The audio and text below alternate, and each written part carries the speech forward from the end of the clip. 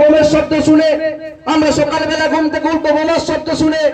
এই আমডাঙ্গা আমরা চাই না।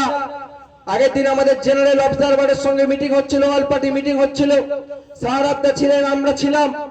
আমরা অবজারভারকে বলছিলাম, আমডাঙ্গার পরিস্থিতি জানতে চাইছিলেন জেনারেল অবজারভার। আমরা তাকে বলছিলাম যে আমডাঙ্গার পরিস্থিতি খুব ভালো, আমডাঙ্গার বাইরের লোক আমডাঙ্গাকে বোমাডাঙ্গা বলে জানে। এতটাই আমরা মানুষের কাছে আমডাঙ্গার নামকে উজ্জ্বল করতে পেরেছি। আমডাঙ্গায় গ্রামে গ্রামে ঢুকলে বোমা পাওয়া যায় এই তৃণমূলের আমলে, গ্রামে গ্রামে ঢুকলে বারুদ পাওয়া যায় এই তৃণমূলের আমলে। আজকে তার বিরুদ্ধে ইন্ডিয়ান সেকুলার ফ্রন্টের লড়াই, আজকে তার বিরুদ্ধে বাম ফ্রন্টের লড়াই।